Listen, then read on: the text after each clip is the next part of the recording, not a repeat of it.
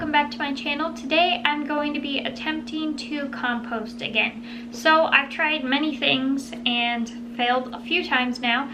I had a outdoor compost bin that didn't really work well for me, kind of dried out weird and just didn't work. And then I moved to an apartment and I tried this one out, and this sort of just became a smelly mess. Usually inside of here there's a carbon filter. The smell still came through and everything just rotted, and there's not enough room in here to really like have a whole compost thing. This I feel like is better suited just to collect your kitchen scraps and then actually move it to a compost bin, if that makes sense. I don't feel like this is big enough to have like the leaves and the dirt and all the other brown matter that you need to help in the decomposition of the food scraps.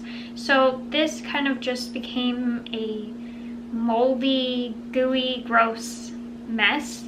And even with the bags in there, the compostable bags were breaking down faster than the food was.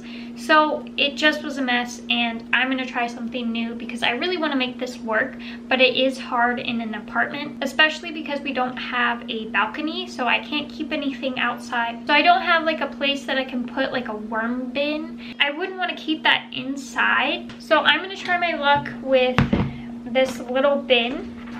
I know that you need aeration, but what I'm gonna try to keep the smell down and things from attracting bugs is I'm gonna try to keep this without holes in it. I have one at my old house where I have the holes drilled into it and it's outside, so it can be its own like ecosystem outside, have the holes in it, and just need a few turns like every few weeks. But with this one, I'm going to do an experiment where I'm not going to put the holes on the top, and I'm going to keep all the layers like they should and rotate them, but just have the lid off for maybe a few minutes a day to get the air in and oxygen flowing. I also might insert a like pour spout right here to flush like the excess liquid out.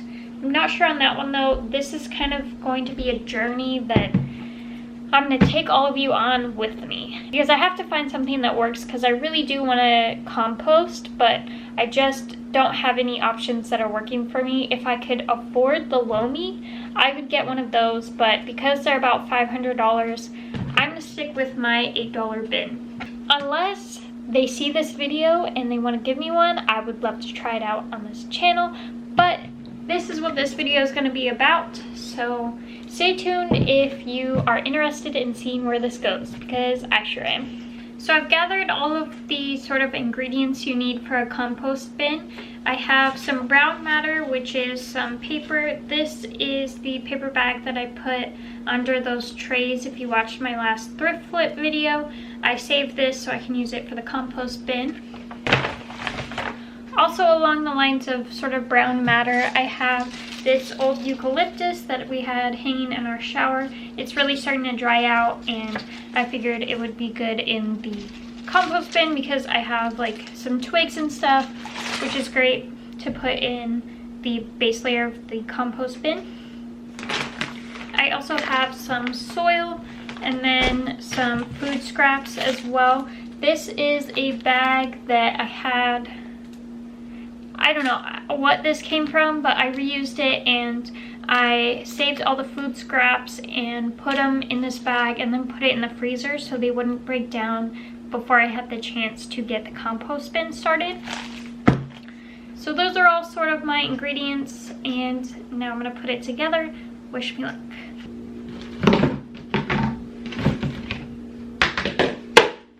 So first in here, I'm going to break off the stems of these and put them down at the base layer. But first I'm going to take off this rubber band and save it. And then I'm going to take about half of these and put it at the bottom as well.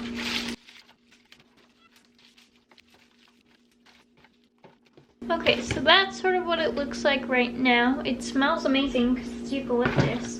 Now I'm going to add some of this paper in. And I'm going to rip it in small pieces so it breaks down easier.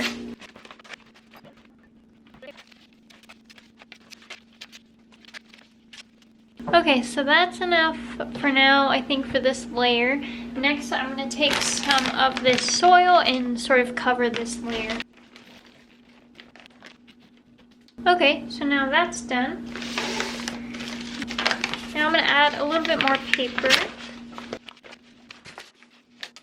This is so it creates a bed of like decomposition for the food. That way it's not just rotting, it's actually breaking down into the soil and the paper. So these are still pretty frozen, but I'm gonna try to spread them out as best as I can. So that's about half. I'm gonna do another layer of brown matter and soil and then put these on top of that.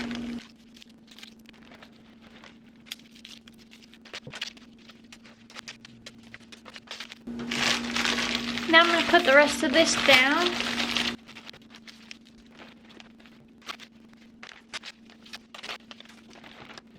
Last little bit I'm gonna put on the top.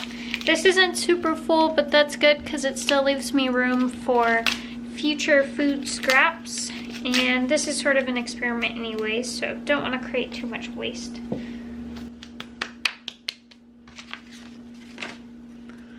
And we're done. Now I'm going to put the lid on.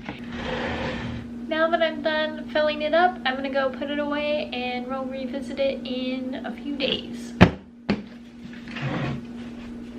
So that was my new option for a different kind of compost bin, my new experiment. I'm trying to find something that works, like I said before. I'm going to take you along with me on this journey, and we'll see you in a few days to see an update on what's going on inside that box.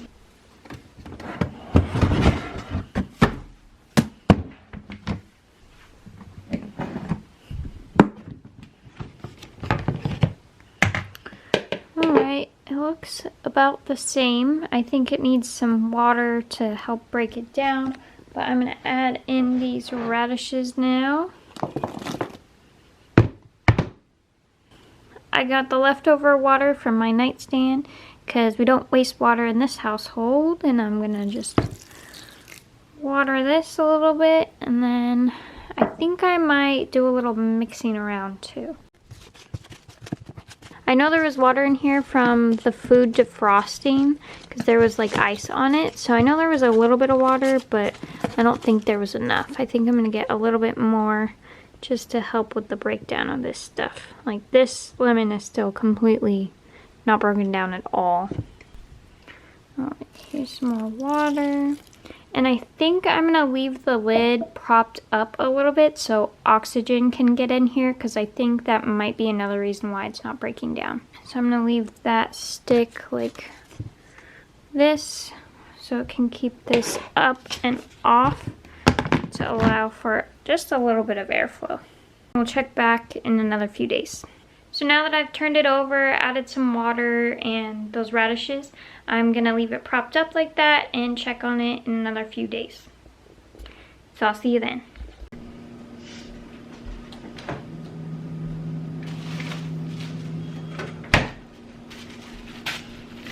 These are my food scraps from the last couple days of cooking. I put them in a compostable bag, and let's go check on the compost bin and add this in.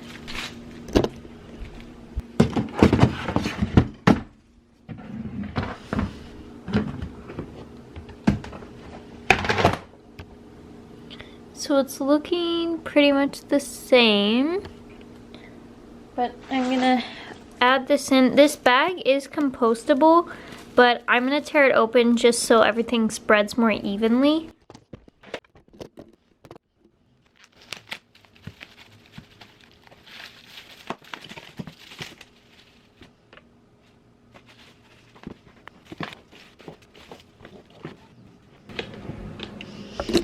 Alright, this is what it looks like. I'm gonna add in some warm water and see if maybe that helps the decomposing.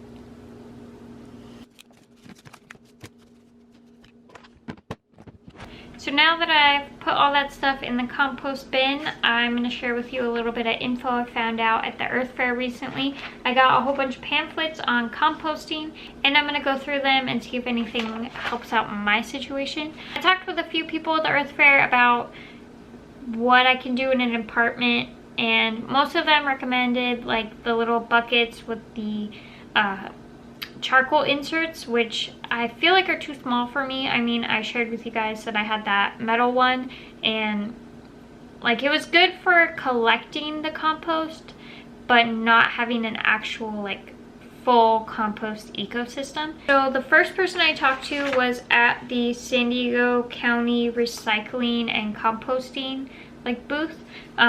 They gave me this magnet that tells me what to put in the green bin and what doesn't go. So a list of like all the organic materials that can go in the compost bin. I'll put that up here if you want to pause it and screenshot. But yeah, so that's pretty good to have. I'll keep that on the fridge as like a quick reference when I'm like tossing things into the bin. And then this is just like a general pamphlet on composting that I got. It tells you like why it's important to compost. This says a recipe for compost. So this is kind of what I was talking about in the beginning of the video, how you have to have greens, browns, water, and then this is air, which unfortunately you probably have to put holes into my bin. I don't know, but I'm gonna look over this. So this says you need a layer of greens first. This reduces the potential for pests or odors. Best to avoid any meat or dairy scraps. And then browns, dried grass, leaves, twigs. And then it says to chop them up, make them smaller so they can decompose better. And then it says water. Water is very important in the climate. It should be as damp as a wrung out sponge, which right now I think this one is. And it says that it's important to incorporate the water into the full pile instead of just getting it on top. This says under the air portion that it's important to turn and fluff the compost, which I have been doing. It doesn't say anything about the air like flow or openings. This just says to turn it and fluff it up once or twice a week. So that's what I've been doing, and it also says every few days for faster results. If you fluff it, the more you turn it and fluff it, the less odor it has. So I'm going to try that as well to avoid the odors. And then on here it also has a little troubleshooting like chart. So if something's wrong, then it tells you what you need to do to fix it. Compost smells like rotten eggs. It says the problem is not enough air. So it says the solution is to fluff it up and add more leaves. So this is a really important pamphlet I'm going to keep a hold of and reference it if anything starts going bad with this bin. Next I have this pamphlet on composting. It opens up like this. See what it has to say. So this has a whole section on composting with worms, which I probably won't do inside of an apartment. And this is saying the different types of composting, so that's really what this is getting into. And then this has an important part that says what needs to stay out of the compost pile, so that's important to know. As meat, fish, poultry, and bones, charcoal, eggs and dairy products, any kind of feces, oils, grease, and seeds. So I didn't know about the seeds part, but that's a good point because things can start to grow in your compost bin that you don't want. So that's a good one to know. And I also got this sheet, which is the home composting resources in this area. So this is like places that sell things that you might need for your compost bin. So like it has a list of like nurseries and garden supply stores that sell just compost. Sometimes you want to get compost to start your compost bin. Makes it a little easier. And then some places that have like worms and all kinds of stuff. So this is a cool one if I graduate to a more complicated compost bin.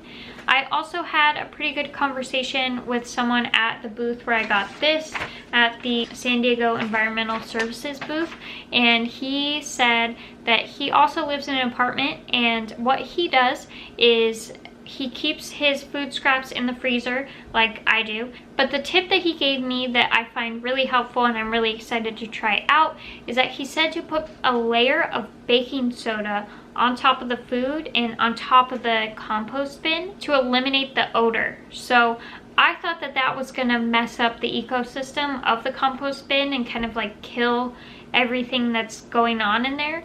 But he said it's totally fine. You just sprinkle a thin layer over the top and it really holds the odor in and nothing just comes out into the air. So I'm definitely gonna try that out. I'm actually gonna grab the baking soda and put a layer on this right now. But that's everything that I learned at the Earth Fair as far as composting goes. I really enjoyed talking to everybody about the composting and I learned a lot, so it was a great resource, and I'm really excited to try the baking soda tip out. I'm gonna do it right now, so let's try that out.